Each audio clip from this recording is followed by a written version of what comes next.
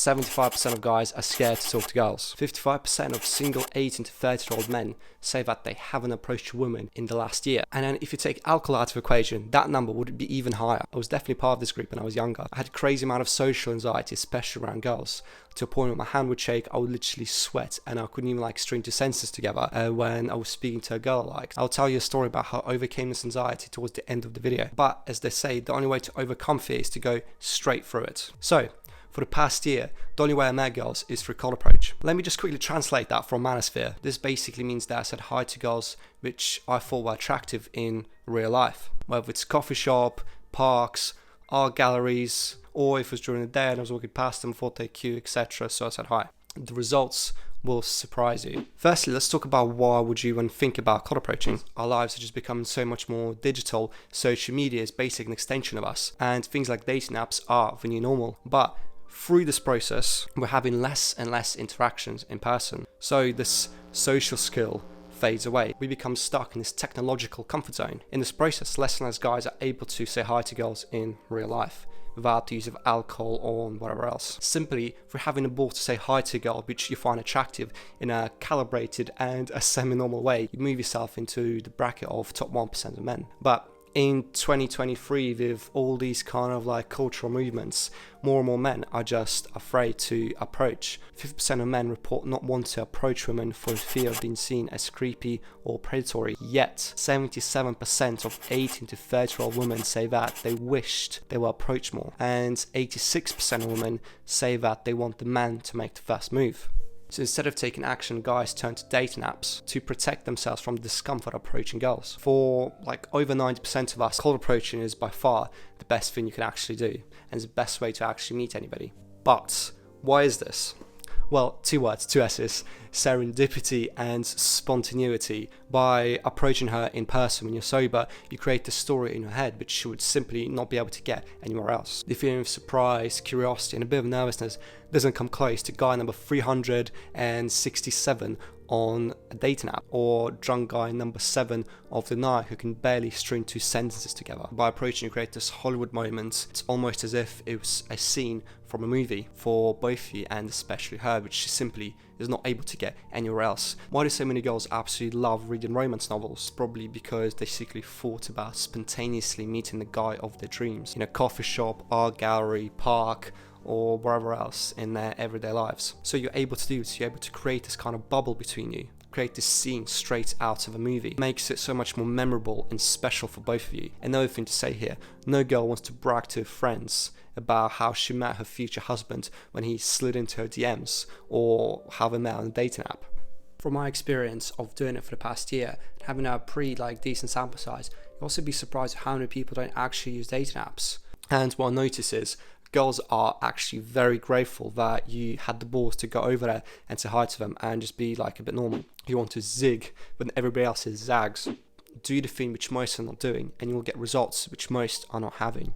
When everybody goes one way to fit in and to conform, you want to go the other. That's where the best results are actually made. With the trend of more and more people using online dating apps, be the odd one out, says hi to girls in real life. Do the complete opposite and you'll just simply stand out. This way you have very little competition. Now, the bar for success has actually never been this low, as social skills are lost through everybody just being glued to the phones. In this process, less and less guys are able to say hi to girls in real life. Surprise, surprise, leads to less girls being approached. For you and myself, my friends, this is actually incredible. This is because the bar for success has literally never been this low. Most people would rather observe from a distance, sit out and watch the movie, instead of being the part in their own movie, being the main character of their own lives. People would rather watch others take action than take any action themselves. The truth is, majority of people rather go through life and take no risks so that they won't feel any sort of rejection or bit of discomfort in the process. They would rather not try than try and fail. Honestly, that's such a miserable way of existing. Through doing this, I probably failed 10 times more than majority of guys that even tried. And for example, the girl I'm dating now, the reason we met is through me approaching her. She doesn't use dating apps, she barely goes out. Well, she doesn't really go out. And there's zero chance for us to ever meet. Our life should never fucking cross. Rejection is just so much better, so much sweeter than living your life with regrets. I'll also touch on a bit of rejection later on in the video.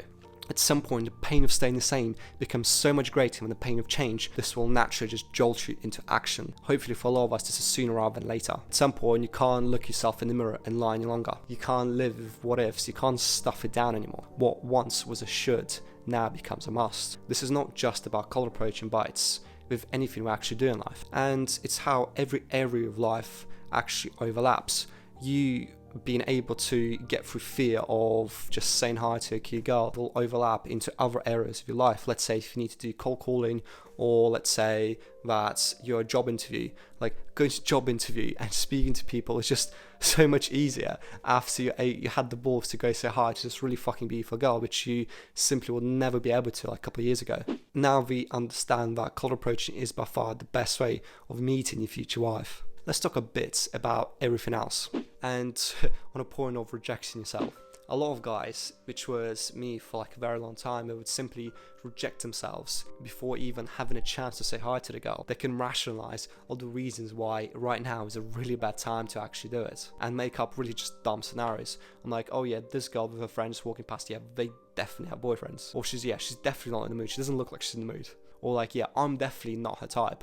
Or maybe it's like, no, it's way too crowded. Or on the other hand, it's like, oh no, it's not crowded enough. Maybe it's lunchtime, so I can't do it. Or like, you're in the park. So just really just irrational ways of not doing the thing. This is like an adaptive reaction over millions and millions of years of evolution. This deep-rooted fear of rejection is just evolution, and that's where got humanity to where we are today. Millions of years ago, when you're in a little tribe, and then when you were rejected by like an individual member from the tribe, like your status in the order would literally just come tumbling down. Possibly this could even mean that you didn't have a chance to kind of like reproduce in the modern day world, where we are not in little tribes, and where if you live in a big city, you're never going to see this person again. With hundreds and thousands of years of evolution, the modern world has only existed for what, like maybe 50, 100 years or so, depends how you want to classify it. Our brain just simply doesn't evolve that fast.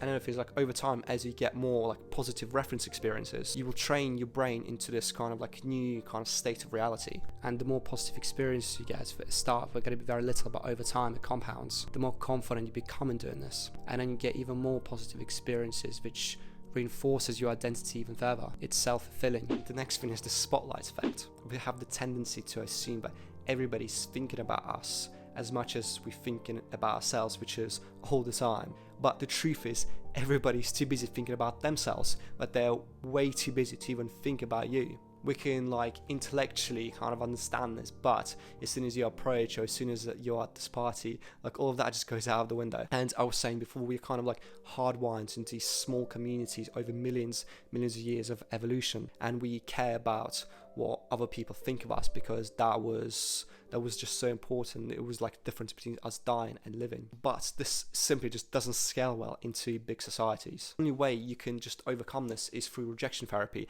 After getting rejected hundreds of times, you understand that like it simply just doesn't matter and nobody cares. And after a while, you start laughing at the thoughts you used to have. Let's run a mental exercise of me going to central London. So you get on the tube and it's around 10 a.m. One guy in a suit is literally just sprinting past you. His main concern is that he's late to work for the third time this month, and his boss is just itching to fire him if he's late again. You're the last thing he actually thinks about. You get off at Oxford Circus, which is right next to the biggest shopping street in London. You walked past a woman. She's like middle-aged. She's a bit worried about her husband, about how mad he's going to be when he realizes how much she spent on the dress she just got. But she's carrying a bag, can't help to visualize how elegant and how good she actually looks in the dress. And then you walk into a shop, let's say Selfridges, which is kind of like the high-end, kind of like expensive shop in London. You're walking by, and at the counter you see this mum with her daughter.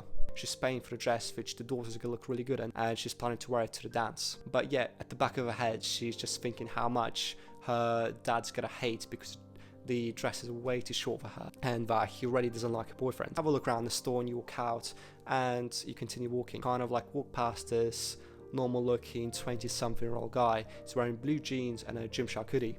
He's wondering if he needs to duck into the toilet to scratch his itchy balls, or if anybody else would see him if he did it right now. Bottom line is, most people are just so busy caring about what they're doing that they just simply just don't even pay attention to what other people are doing. You want to embrace the cringe. You want to learn to cringe at yourself. You want to get out of your head that you're just so important. Chances are the girls are gonna forget about you after interaction. If not in a couple of days, literally maybe like 5 seconds later. It does not matter if it's cringe or awkward. If you're in a big city or like even a moderate in medium-sized city, the consequence of you saying hi to a girl, giving her a compliment, having a conversation with her is literally zero. You're never gonna see each other again. You want to kind of embrace discomfort. There's always going to be a situation in life which is just a bit cringe or a bit uncomfortable, so you might as well accept it and move on with it. Maybe the awkward small talk at a party, or maybe like in an elevator or during like a work lunch. Maybe you approach a girl and her husband shows up, which happened to me a couple of times before. When you actually in the situation, it's like a lot less of a deal when you make it out to be. And some convoys, especially at the start, will feel just a bit cringe and a bit awkward, and you won't be perfect, bro, and like that's okay. And to be honest, having nerves is probably a good thing. It comes very kind of like endearing and authentic, these kind of like authentic nerves. It kind of shows the girl that you're like a real human being, not like a robot walking, just say the perfect thing like every time, say these lines which are just perfectly rehearsed and been done 100 times before. It comes across as like very just unusual, like even just a bit uncomfortable. They just don't see you as a person, they see you as like almost like a caricature, like a robot. And vibe game is a mirror, and as you start this and you slowly get better at it, this is something to keep in mind. So what you feel, she feels. The vibe is one of the most important things in like guest cold approaching. If you feel weird and uncomfortable, that will simply come across in an interaction. Over time, as you just get better, you just become like a lot more confident and comfortable in your own skin. And then the first 30 seconds are by far the most important. Majority of the time, the girl has already made up her mind about like what she thinks of you within the first 30 seconds. If you dig yourself a hole, it's going to be very difficult for you to actually climb out of it. As I was saying before, majority of like Daygame, majority of the approach is 80% of it comes down to you just being normal. For me, the biggest step, especially at the start, is just the speed of my speech. I used to just like verbally diarrhea everything I had to say, like comment what she was wearing, or if I was using like some sort of like line, I guess I was just trying to like go through the conversation as fast as I could. For me, I was trying to speak faster because subconsciously I thought whatever I had to say didn't matter. So I was trying to like make myself smaller, and over time it's just becoming more comfortable, like getting a bit less nervous and stuff, and just understanding all of this. Like I just naturally just spoke just a lot more slower in interaction, and surprise surprise, even more conversations start to go really well. You want to approach it through the lens of giving instead of the lens of taking. If you're kind of in this mindset of scarcity and the mindset of taking, this will literally come across in your interactions, and girls will just like subliminally, like subconsciously will be just a bit repulsed.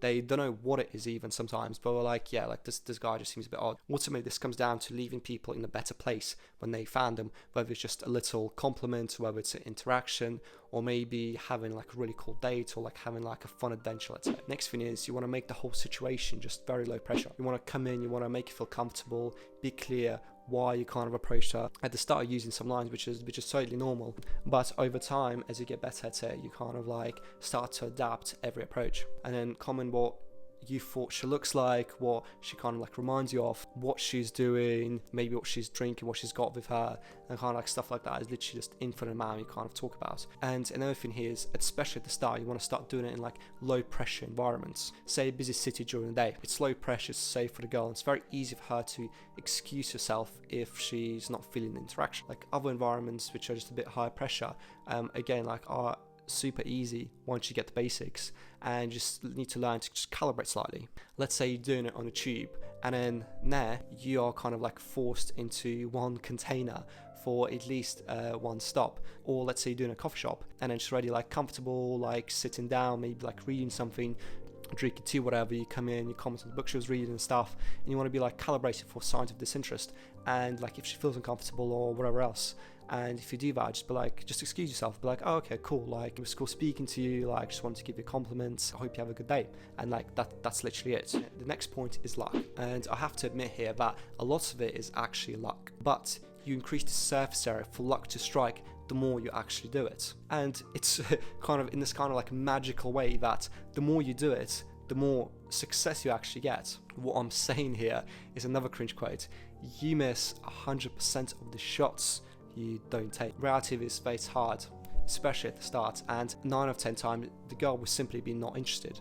And again, it doesn't really matter the reason. She might have a boyfriend, she's not in the mood, the way you kind of like approached her was not the best, maybe something happened to her cat or her car, whatever reason. To be honest, you want to be grateful that it's hard. The whole point of it that it's hard. If it was easy, everybody would be doing it, and if everybody did it, how valuable would it actually be? And now let's move into more of a philosophical pursuit of Daygame. Cold approaching is all about facing your fears head on, which at the start for most guys is your social and approach anxiety. It's about being proactive and just making things happen. You don't orbit and let the world just throw you around. You don't settle for the first girl who gives you just a bit of attention. And you make things happen. You yield the world into your reality. You become this main character of your own movie instead of an NPC or even just some furniture in somebody else's movie. You say fuck you to the path of least resistance. It's about not running away and hiding in your digital comfort zone, coping and making some BS excuses. And making these BS excuses about how it's weird, how that you're better than these guys who do it.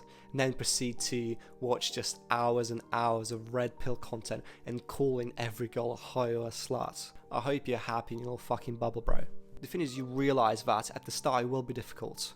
For some people it'll be a lot more difficult than others depending on what we're kind of coming in with. The struggle and facing your fears head on is what makes it worth it. Your future girlfriends, your future wife will thank you where you had the balls to go approach her instead of be like every other guy in her life who had to use dating apps or had to be drunk to actually say hi to her. Majority of men would rather go for life and not face any risk or challenges, so that they don't feel a bit of discomfort, they don't feel like the sense of rejection. They would rather not try than try and fail. Pain of rejection is nothing compared to the pain of regret. And even these rejections are a lot less scary than you make them out to be. There's a good book by Bronnie Ware called 5 Regrets of a Dying. She was a palliative care nurse who kind of nursed people on the last days on this planet, and obviously through the process she had like a lot of really deep kind of interactions, and she witnessed a lot of these regrets people had. And the number one regret is, I wished I lived a life true to myself instead of what others expected of me. When you eventually are on your final legs and you kind of laying there in your deathbed, what are you going to wish for? Are you going to wish that, yeah, it's good that I use dating apps, that I never really faced any just challenges, like, but I was comfortable, I was comfortable, or that you did face the challenges, you did get rejected, you did overcome that, and you, over the process, did become a fucking better human being. So what kind of person do you actually want to be, bro? So let's take it back to last year, but before that, let's talk about how I heard about all of this. When I was about 20, the YouTube algorithm, I guess, blessed me with a video by RSD, who were the biggest self-help and dating company at the time. One of the things they mentioned was this cold approach Daygame. So just naturally being curious about this, I'm like, oh, okay, I never realized this was even a thing. So let me just go out and let's see if I could do this approaching thing. To my surprise, well, not really. When I tried to do that, like, I just simply couldn't. I felt like there was this wall in between me and actually doing this thing. And so you're trying to do the next best thing you can probably do. Get absolutely hammered when you're at university and go basically speak to people like that, which to be honest worked. It worked well enough. But again, like, is this the kind of person I want to be? Not really. And towards the end of the year, I ended up getting into a relationship. So I just kind of forgot about all this. And after about 3 years, when my ex and I broke up, I started to think about this a bit more. And then going into the following summer, I tried to do this thing again. To my surprise, well, not really. I simply just couldn't do it. There was again this mental barrier, this mental wall, which I simply just couldn't get past.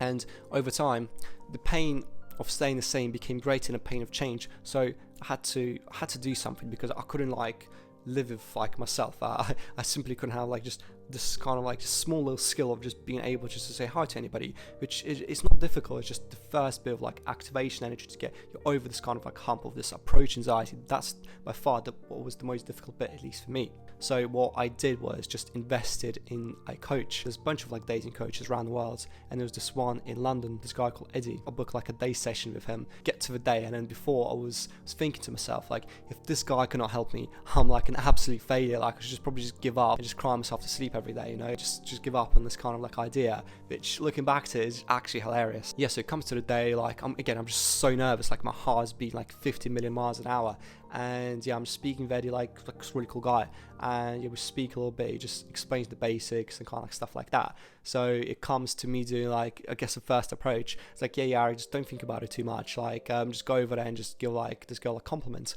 And I think it was Trafalgar Square, maybe one of the centre bits in London. Yeah, so I kind of approached this girl, kind of like give you a compliment. She says thank you, and then like she was kind of like, she stepped in and just wanted to talk more. But then I was like, you know what, like, oh, I just wanted to give you a compliment, I hope you have a good day. And then the girl just looked really confused. She was like, bro, just gave me a compliment, like I'm trying to speak with you and stuff.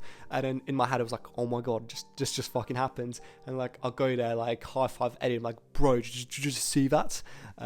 Yeah, so I thought it was just quite funny. And throughout the day, he pushed me to do a bit more and a bit more. This is an example of exposure therapy, where you progressively overload what you're comfortable with. You're slowly pushed just beyond your comfort zone. And over time, like the more you do it, the more comfortable you're just gonna get in your own skin. For the type of person I am, I'm just very in my head and very like analytical and logical. So I tend to just kind of like overanalyze things. And it was the same for me in starting YouTube. Like I thought about starting YouTube for maybe like 7 years. I watched videos about style, like I thought it was just a really cool thing to do, but I just simply, like, there was this wall in front of me which I couldn't get through. So I had to just get a bit of accountability. I bought like Ali Abdul's part-time YouTube Academy, which kind of like helped me get past this activation energy, this hump for me to start like releasing videos. And it's the same here. So things like coaching and things like that are very fucking pivotal in what you want to do. And if you're anything like me, and this is kind of an area of life you actually want to get better at, I definitely recommend to get some sort of coach. And you'd be surprised of how far a few hours can go compared to the tens and hundreds of hours of theory you did before. And if you got this far into the video after watching me ramble for the past 25 minutes, you are incredible. You know what, if you want to watch another one of my videos, maybe about another like viral trend which has been going on for a while, I think called NoFap. I actually did it for over 700 days, and I think you might find it really useful as well, so check it out.